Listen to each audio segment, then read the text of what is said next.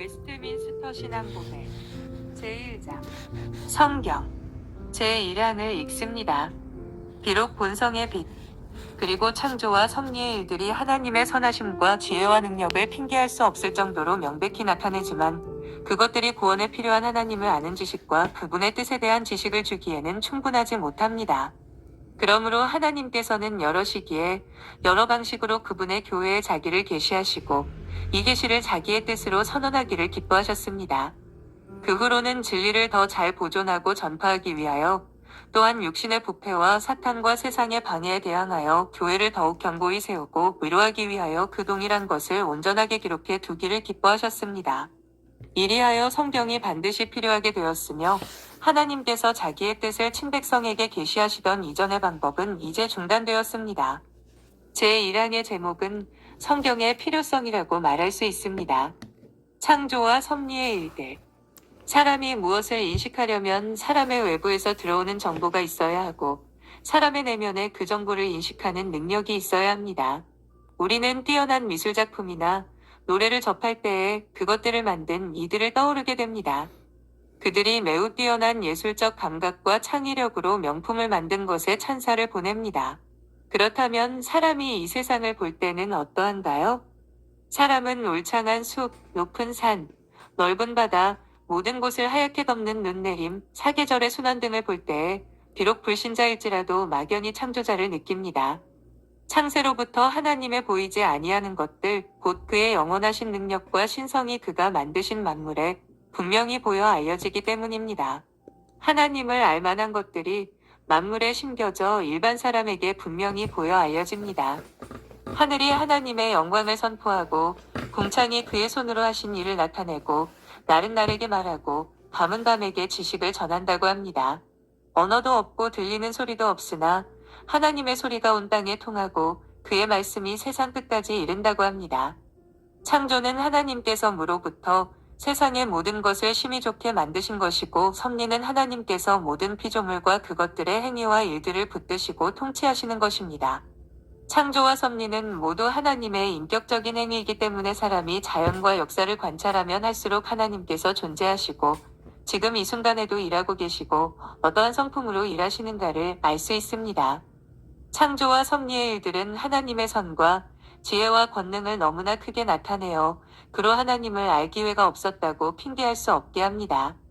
불신자도 입으로는 하나님이 없다고 하거나 하나님을 믿지 않는다고 말하지만 마음 한구석에는 하나님이 존재하신다는 느낌을 지울 수 없습니다.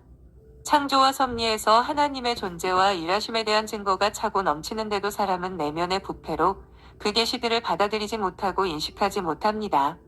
그가 하나님을 인식하지 못하는 것은 그의 부패로 인한 것이지 절대로 하나님의 계시가 빈약해서가 아닙니다. 하나님은 일반 계시를 통하여 자신을 인격적으로 풍성하게 계시하시며 사람으로 자신께 돌아오도록 호소하시는데 그는 자신의 부패와 무지로 자신의 귀와 입을 막아버리며 스스로 차단하는 것입니다. 본성의 빛. 가시광선에 대한 사전적 정의는 태양의 빛에너지 중 인간의 눈으로 볼 수 있는 파장 범위의 빛입니다. 사람은 빛을 색채로 인식합니다. 하얀 빛을 프리즘에 통과시키면 파장 순서대로 빨주노초 파남보의 스펙트럼이 만들어집니다. 빨주노초 파남보에서 파장이 가장 큰 색이 빨간색이고 가장 작은 색이 보라색입니다. 이보다 크거나 작은 파장은 적외선과 자외선으로 사람의 눈에 인식되지 않습니다. 분명히 존재하는 파장임에도 사람의 눈은 인식하지 못합니다. 사람은 소리도 다 듣지 못합니다. 보통 20에서 2만 헤르츠 범위의 주파수 소리만을 들을 수 있습니다. 이 주파수를 벗어나는 소리가 분명히 존재함에도 사람은 인식하지 못합니다. 박쥐는 초음파라 불리는 2만 헤르츠 이상의 소리를 이용해서 사물을 분별하기 때문에 어두운 동굴에서도 편하게 이동할 수 있습니다. 사람은 빛과 소리만이 아니라 무엇이 선이고 지혜인지 정확하게 인식하는 능력도 부족합니다. 하나님께서 사람을 하나님의 형상으로 창조하시어 모든 동물을 다스리게 하셨으므로 사람의 본성은 동물에 비하여 훨씬 뛰어난 인식 능력을 가집니다. 아이가 아니라 성인으로 창조된 아담은 창조된 순간에 바로 에덴 동산을 경작하며 지키는 능력이 있었고 들짐승과 각종 새의 본질을 파악하고 거기에 맞는 이름을 지어주는 능력이 있었습니다. 그런데 아담이 죄를 지으며 그 죄에 대한 벌로 그 본성의 인식 능력이 흐려졌습니다. 무엇이 선과 지혜와 능력인지, 그리고 무엇이 하나님의 율법에 맞는 것인지를 정확하게 인식하지 못하게 되었습니다. 죄를 지은 이후에도 여전히 동물보다 더 잘 인식하여 만물의 영장으로 모든 동물을 지배하고 다스리지만 구원에 필요한 하나님과 그의 뜻에 관한 지식을 충분히 갖지 못하게 되었습니다. 그래서 사람은 본성으로 율법이 옳은 줄을 알고 율법의 일을 행하기도 하고 그 양심이 증거가 되어 그 생각들이 서로 고발하며 혹은 변명하여 그 마음에 새긴 율법의 행위를 나타내기도 하지만 자기 지혜로 하나님을 알 수 없고 하나님의 성령의 일들을 어리석게 보아서 받지도 못하고 알 수도 없습니다. 하나님께서 자신의 말씀을 사람의 마음에 새겨두셨음에도 사람은 부패가 얼마나 심한지 마음에 새긴 그 말씀을 읽지 못하고 자신의 소견에 옳은 대로 사는 것입니다. 하나님의 계시와 뜻의 선포. 하나님께서 사람에게 하나님의 형상이라는 본성도 주시고 창조와 섭리의 일들도 주시건만 사람은 그 본성의 빛으로 창조와 섭리의 일들을 통하여 하나님께 감사와 영광을 돌리는 것이 아니라 자신의 이름을 내고 육신의 정욕과 안목의 정욕과 이생의 자랑을 쫓아 살기에 바빴습니다. 사람이 부패로 구원에 필요한 하나님과 그의 뜻에 관한 지식을 스스로 충분히 갖지 못하자 하나님께서 교회에 더 풍성하게 자신을 계시하시고 자신의 뜻을 선포하셨습니다. 하나님은 특별히 신자에게만 더 많은 계시를 주신 것이라 하여 특별 계시라고 부릅니다. 창조와 섭리는 신자나 비신자를 가리지 않고 모든 사람에게 하나님에 대하여 알려주므로 일반 계시라고 합니다. 일반 계시는 하나님께서 창조자와 섭리자와 심판자가 되심을 일반 모든 사람에게 알려주시는 것인데 그들은 자신의 부패로 인하여 이 풍성한 계시를 흐릿하게 인식합니다. 특별 계시는 하나님께서 창조자와 섭리자와 심판자만이 아니라 구원자가 되심도 신자에게 알려주시는데 그때 하나님은 신자에게 믿음을 주시어 자신의 계시를 또렷이 인식하도록 하십니다. 부패하여 죽을 수밖에 없는 사람에게 구원에 대하여 계시하여 주시며 그 계시를 인식하도록 믿음까지 주십니다. 주님은 여러 때에 여러 모양으로 계시하셨는데 사람에게 직접 나타나시는 방법은 대표적입니다. 아브라함에게는 횃불 가운데서, 모세에게는 떨기나무 불꽃 가운데서, 욥에게는 폭풍 가운데서 나타나시어 말씀하셨습니다. 성자 하나님께서 사람이 되시어 이 땅에 오셔서 말씀하신 것은 하나님의 현현의 최고점입니다. 하나님께서 여러 수단을 통해서도 계시하셨습니다. 아담, 가인, 노아와 그 아들들, 모세와 백성, 사무엘에게 말씀하실 때에 들을 수 있는 음성을 통해 계시하셨습니다. 제비 뽑기도 그 수단의 하나인데 배의 사공들은 제비를 뽑아 폭풍이 요나로 인한 것을 알아내었고 여호수아는 제비 뽑기로 물건을 훔친 이가 아가님을 알아내었습니다. 우림과 둠림도 정확한 사용 방법은 성경에 나와 있지 않지만 제비 뽑기처럼 하나님의 뜻을 알리는 수단으로 사용되었다. 꿈과 환상과 이상도 하나님의 뜻을 계시하시는 수단입니다. 하나님은 기적을 통해서도 계시하십니다. 하나님은 모세에게 어떤 신이 와서 시험과 이적과 기사와 전쟁과 강한 손과 편팔과 크게 두려운 일로 한 민족을 다른 민족에게서 인도하여 낸 일이 있느냐? 라고 물으시면서 여호와 외에는 다른 신이 없음을 내게 알게 하려 하심이니라고 그 이유에 대해 말씀하셨습니다. 예수님이 가나안에서 물을 포도주가 되게 하는 첫 표적을 행하심으로 자신의 영광을 나타내시자 제자들이 예수님을 믿었습니다. 예수님은 내게는 요한의 증거보다 더 큰 증거가 있으니 아버지께서 내게 주사 이루게 하시는 역사 곧 내가 하는 그 역사가 아버지께서 나를 보내신 것을 나를 위하여 증언하는 것이요라고 말씀하셨습니다. 이처럼 기적은 하나님의 자녀의 어려움과 사역을 돕고 하나님의 말씀이 사실임을 나타냅니다. 이적을 통한 사실 계시는 말씀 계시가 옳음을 확증함으로써 그리고 명확한 표현을 통한 말씀 계시는 사실 계시를 설명함으로써 서로가 협조합니다. 기독교와 다른 종교들의 차이점은 여러 가지가 있지만 특별 계시의 유무는 대표적인 차이점입니다. 사람들은 만물에서 하나님의 영원하신 능력과 신성을 분명히 봄으로써 하나님을 알게 됨에도 본성이 타락하였기 때문에 하나님을 영화롭게도 아니하며 감사하지도 아니하고 오히려 그 생각이 허망하여지며 미련한 마음이 어두워지며 서거지지 아니하는 하나님의 영광을 서거질 사람과 새와 짐승과 기어다니는 동물 모양의 우상으로 바꾸어 버렸습니다.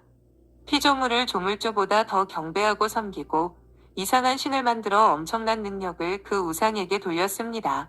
다른 종교들은 모두 사람들이 신을 만들었지만 기독교만 하나님께서 직접 사람들을 찾아오시어 하나님을 계시하여 주셨고 자신의 뜻을 선포하여 주셨습니다.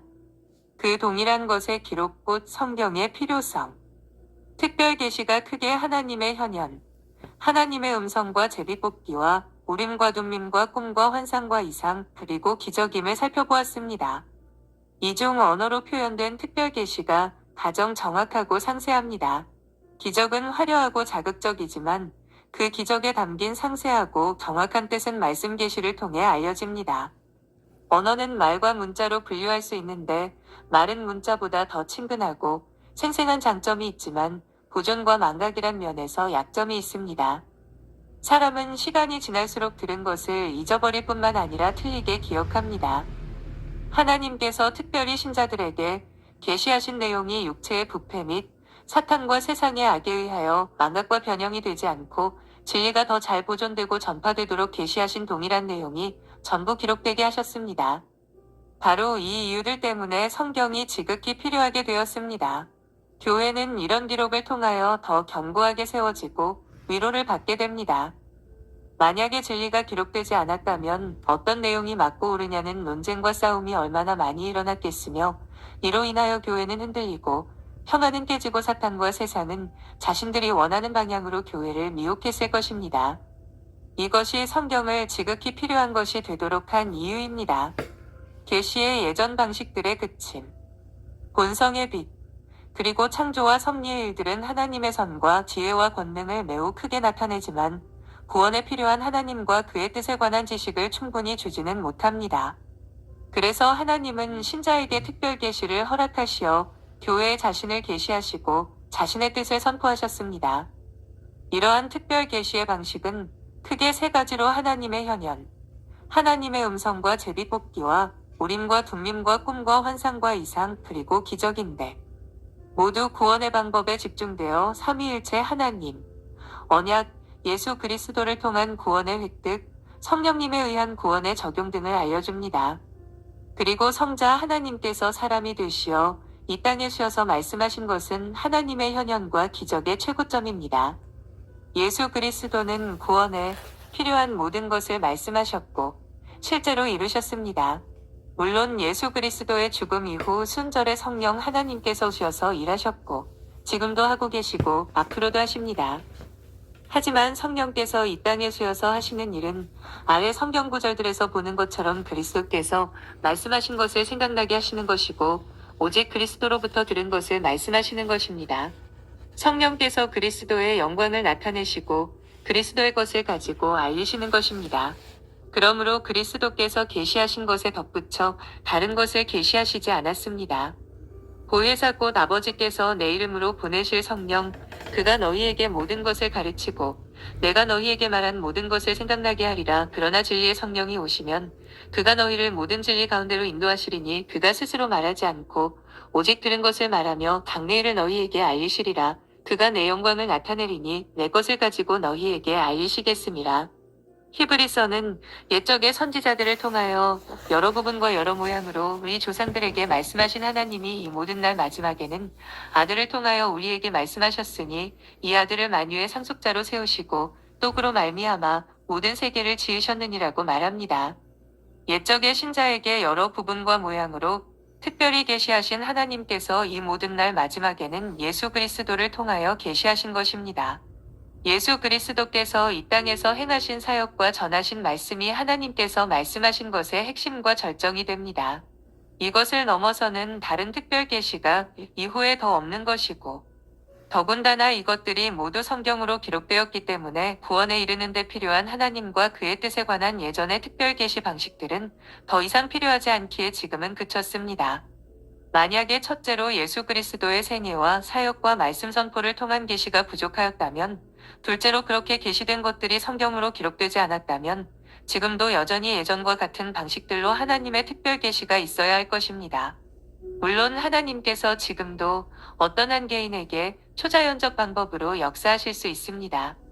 도움을 긴급하고 간절하게 필요로 하는 특정 개인이나 교회에게, 그리고 선교지에서 악한 세력과 첨예하게 맞서며 복음을 전하는 선교사에게 초자연적 방법으로 응답하실 수 있습니다. 하지만 그렇다고 하여 이것들이 구원에 이르는 데 필요한 하나님과 그의 뜻에 관한 지식을 알려주는 차원은 아니고 당면한 문제를 해결하는 차원입니다. 성경이 완성된 이후에 구원에 이르는 데 필요한 지식 또한 완성되었기 때문에 예전의 특별 계시 방식들은 지금은 그치게 되었습니다. 이상의 내용을 정리하면 사람은 내면의 본성의 빛으로 외부에서 들어오는 창조와 섭리의 일들을 통하여 하나님으로부터 계시를 받는데 이것을 일반 계시라고 합니다. 신자나 불신자나 일반 계시를 통하여 하나님의 선과 지혜와 권능을 알게 되어 사람으로 핑계할 수 없게 하는데 이것을 일반 계시의 유용성이라고 합니다. 일반 계시는 신자와 비신자 간의 접촉점이 있게 하여 대화가 가능하게 하는 유용성도 있고 일반 사회의 종교와 학문과 질서가 유지되게 하는 유용성도 있습니다. 사람은 그 본성의 빛이 부패하여 그 창조와 섭리의 일들에서 구원에 필요한 하나님과 그의 뜻에 관한 지식을 충분히 파악해내지 못하는데 이것을 일반 계시의 불충분성이라고 합니다. 그래서 특별히 신자에게 구원에 필요한 하나님과 그의 뜻에 관한 지식이 계시되는 것이 필요한데 이것을 특별 계시의 필요성이라고 합니다. 특별 계시가 육체의 부패, 그리고 사탄과 세상의 악에 대항하여 더 잘 보존되고 전파되도록 기록된 것이 성경인데 이것을 특별 계시의 기록의 필요성과 성경의 필요성이라고 합니다. 구원에 필요한 하나님과 그의 뜻에 관한 지식을 알려주는 특별 계시는 예수 그리스도를 통해서 최고점에 이르렀고 이것들이 성경으로 기록되었으므로 이제 특별 계시가 더 이상 필요하지 않게 되었는데 이것을 특별 계시의 종결이라고 합니다. 우리가 살펴본 것처럼 웨스트민스터 신앙고백은 제1장에서 성경을 다룰 때 이미 제2장부터 다루는 하나님의 존재와 속성, 그리고 사람의 죄와 그로 인한 전적 무능력 등을 전제로 하고 있습니다. 하나님과 사람에 대한 전제 없이 제1장의 성경을 다룰 수 없습니다. 따라서 이 신앙고백이 제1장에서 성경을 다루지만 동시에 하나님의 존재와 속성에 대한 전제하에서 다루는 것입니다. 아래에서 보는 것처럼 신학에는 이중의 원리가 있습니다. 하나님은 모든 존재하는 것을 창조하시고 붙드시기 때문에 사람을 비롯한 모든 피조물의 존재의 원리가 되십니다. 그렇다면 사람은 어떻게 인식하게 되는가요? 사람을 창조하신 하나님으로 인해서입니다. 하나님은 사람을 만드실 때 인식이 가능하도록 만드셨고, 특별히 하나님의 자녀인 신자에게는 외적으로 하나님의 말씀을 주셨고, 내적으로 믿음을 주셨습니다. 하나님께서 신자가 잘 인식할 수 있도록 신자의 내면에 믿음이란 인식수단을 주신 것입니다. 따라서 신자의 외적 인식 원리나 내적 인식 원리가 모두 하나님에게 있습니다. 이러한 신학과 인식의 원리를 이해하면 웨스트민스터 신앙고백이 제1장에서 성경을 다루어도 동시에 하나님에 대한 전제하에서 다루는 것임을 충분히 이해할 수 있습니다.